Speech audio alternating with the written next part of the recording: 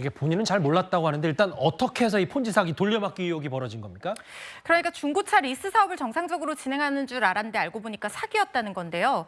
월 이 보증금을 많이 내면 월 임대료, 이용료를 깎아주겠다는 식으로 이용자들을 모집을 했다고 합니다. 그런데 계약 기간이 만료가 되면 보증금을 돌려줄 수 있어야 하는데 그럴 자력이 되지 않은 상황이었던 거예요.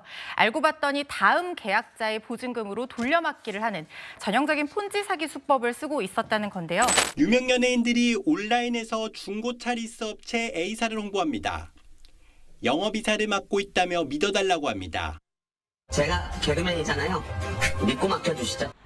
2017년부터 중고차 리스를 시작한 A사는 업계에서 급성장했습니다. 보증금을 많이 낼수록 월 이용료를 더 많이 깎아주는 방식으로 고객을 유치했습니다. 추가 보증금 플러스 H금까지 넣으면 그만큼 제가 월 부담액이 줄어들기 때문에 그렇게 할 수밖에 없었죠.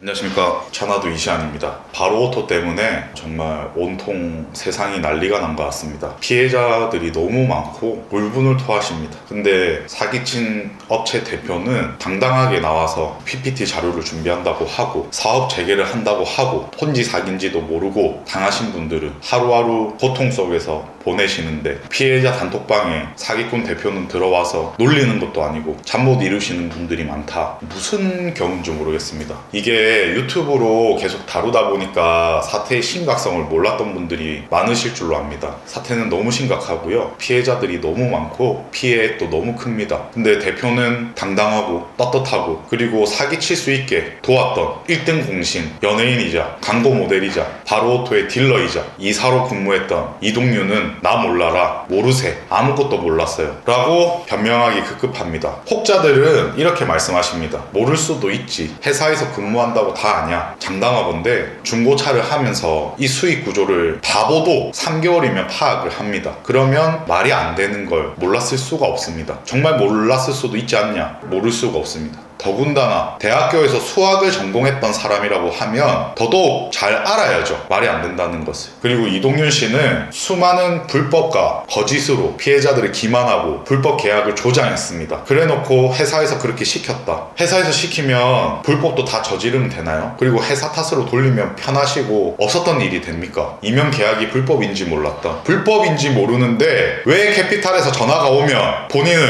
이명 계약 아니라고 하세요. 그리고 그들한테 바로오토는 2년, 3년 이명 계약을 하고 모든 피해자들은 60개월로 가장 길게 캐피탈 할부를 유도하고 일개 직원이 아니었습니다. 이사 직함을 달고 활동을 했고 많은 영상에서도 본인을 믿고 계약해라. 자신이 직접 판매한 피해자들한테도 망설이는 피해자분들 걱정을 하고 염려를 하고 이게 혹시나 모를 사기는 아닐까 의심하셨던 분들한테 본인이 직접 저를 믿고 하십시오. 제가 책임지겠습니다. 그렇게 얘기를 했습니다. 근데 왜 이제 와서 책임을 회피하려고 하십니까? 어떤 분들은 전세 사기에 빗대서 전세금을 걸고 집주인이 그 돈을 다른 데 쓰고 그걸 변제 못할 경우에 그리고 그 집주인이 많은 여러 채의 집을 가지고 있다가 10채를 가지고 있었으면 10채를 전세금을 걸었던 모두가 일시에 반환을 청구하면 당연히 집주인이 힘들어질 수 있는 거 아니냐라고 합니다. 예, 그 말이 맞습니다. 근데 의도가 중요합니다. 여러분, 사기와 기망은 의도입니다. 왜 의도가 중요하냐고 하면 전세를 내어주는 집주인이 너 전세로 들어와라. 근데 전세금을 대출받고 나한테 따로 전세금 별도로 전세금의 40%에 육박하는 보증금을 또 맡겨라 현금으로. 그러면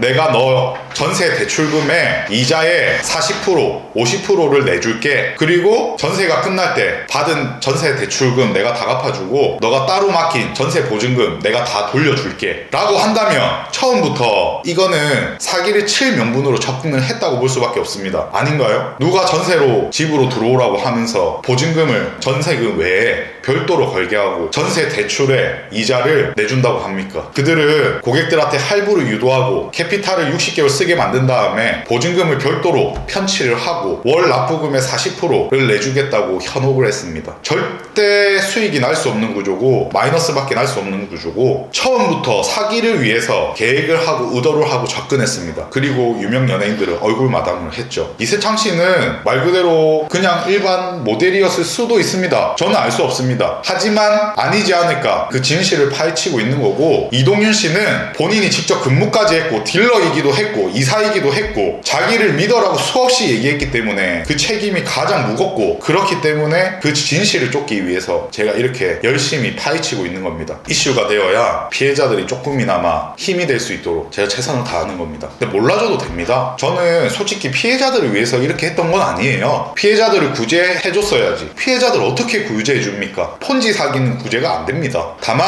신규 가입자는 막았잖아요. 그거 하나면 됩니다, 저는. 그리고 지금 기존에 피해를 입었던 가입자들, 피해자들, 그분들은 내가 아는 정보, 그리고 내가 도울 수 있는 최대한 돕자. 변제를 받아주고 못 받아주고의 문제가 아닙니다. 변제는 바로 오토에서 해야죠. 저한테 요구하지 마세요. 다만 그들이 처벌이라도 제대로 받을 수 있도록 처음부터 의도했던 사기인데 오토리스 대표처럼 구속도 안 되고, 그런 경우는 미연에 방지하고자 이렇게 활동을 하고 있습니다. 이동윤 씨의 뻔뻔함, 사기 행각 끝까지 밝혀내겠습니다.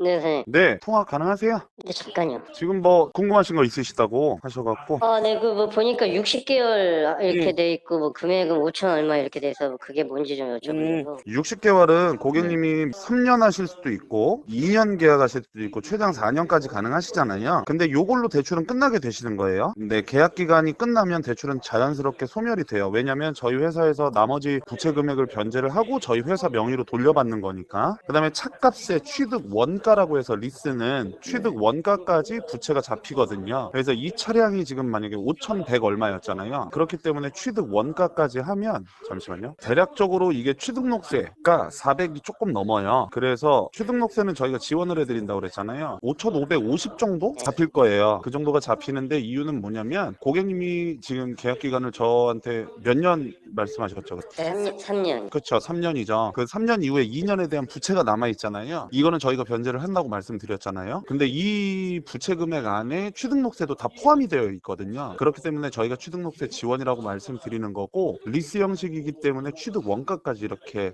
다 잡히는 게 맞아요. 그럼 제가 나중에 인수할 때 그 취득록세 그 받은 것까지 다 같이 내야 되는 건가요? 인수도 생각이시면 어차피 이전이 되어 있기 때문에 그 뒤에는 그게 안 붙죠. 그러면 보통은 그때도 설명드렸지만 인수 조건보다는 교환 조건이 훨씬 더 차량이 나으실 거예요. 다른 차가. 왜냐면 제가 차를 그렇게 많이 안 타거든요. 출퇴근을 걸어서 하기 때문에. 그래서 차 상태가 좋으면 그냥 인수하는 것도 나쁘지 않을 것 같아서 비용적인 문제, 비용적인 것도 있고 해서 그래서 계속 그걸 여쭤보는 거거든요. 어차피 뒤에 인수 조건에 대해서는 자세하게 내일 한번 더 설명을 드릴게요. 그러니까 인수는 간단하게 뭐냐면 고객님이 보증금을 내시고 그 다음에 이용을 하시는 거잖아요. 네. 근데 인수는 기본 보증금 내신 거에서 20% 감가가 된단 말이죠. 근데 만약에 그래서 보증금이 뭐 한 2천만 원 남았다라고 가정을 할 때 이 차가 3년 뒤에 중고 시세가 있을 거잖아요. 대략 3천만 원이다 라고 하면 1,000만 원에 대한 차액이 있을 거잖아요. 그 차액만 입금해 주시면 인수를 하실 수가 있는 거죠. 다달이 내는 거랑은 상관없이요. 네, 그렇죠. 왜냐면 다달이 내는 거는 리스라고 하면 일반적으로 리스도 반납 아니면 인수잖아요. 근데 리스는 처음에 진행을 하실 때 잔존 가치라고 있어요. 근데 잔존 가치가 그 3년 계약 뒤에는 중고차 시세보다 조금 더 높을 수가 있거든요. 그래서 이 잔존 가치를 내야 인수가 가능한 거예요. 저번에 말씀하신 그 4,500돈이 아닌 거네요, 그러면? 4,500돈이라는 거는 그때 만약 인수를 하게 되면 한 4,500 정도 들 겁니다라고 이렇게 안내를 해주셔. 이거는 그건 뭐냐면 이 중고차 값이 얼마가 될지 모르는 거니까 지금은 5,150 정도에 대한 차량이 대략적으로 저희가 안내를 도와드릴 때 한 3년 뒤에는 한 절반 정도보다 한 60%, 50% 정도의 가격대가 책정이 될 거예요. 중고 시세는. 네, 한 3,000 초반대 이렇게 네. 잡히겠죠. 그렇죠. 그렇게 되면은 대략 고객님이 보증금을 저희가 이거 가격 견적서 지금 보내드렸잖아요. 사장님 그러면요 내일 네네. 자세히 말씀해 주세요. 제가 지금 또 들어가야 그러시죠. 돼서요. 지금 대략 한 2,060인데 여기서 뭐 차익이 생길 테니까 제가 내일 자세하게 안내해 네, 내일 제가 자세히 여쭤볼게요. 알겠습니다. 내일 뵐게요. 그래서 혹시 모르니까 준비는 다 해갈게요. 네, 알겠습니다. 네. 되도록이면 왔다 갔다 하기 귀찮아갖고 그러니까. 괜찮으면 네, 알겠습니다. 그러면 제가 이따가 톡으로도 뭐 보내드릴 테니까 그것도 좀 보내주시면 감사합니다. 내일 계약하려면 뭐 제가 준비해 가야 되나요? 일단 소득 서류 요청하셨다고 그러더라고요. 그것만 뭐 팩스로 보내주시면 되고요. 그 다음에 다른 거 준비하실 건 카톡으로 좀 남겨드릴게요. 네, 알겠습니다. 네. 많이 요즘 유튜브를 보면 그치. 허위 매물, 허위 매물도 있고 뭐 많잖아요. 그러니까 오늘 제가 그런 거 구별하는 방법하고 와. 여러분들이 그 중고차를 구입하실 때 꼭 보셔야 될 것들, 그런 걸 좀 말씀드릴게요. 그냥 일개 직원이잖아요. 네. 직원이 이렇게 되면 회사가 뭐 얼마가 마이너스가 나고 이걸까지 생각하는 직원이 있을까요? 네, 안녕하세요. 바로오토 이동윤 이사입니다. 중고차라고 하면 여러분들 굉장히 불안하게 생각하시잖아요. 그래서 최대한 알기 쉽게 투명한 차량을 안전하게 추천해 드리겠습니다. 제가 개그맨이잖아요. 믿고 맡겨주시죠.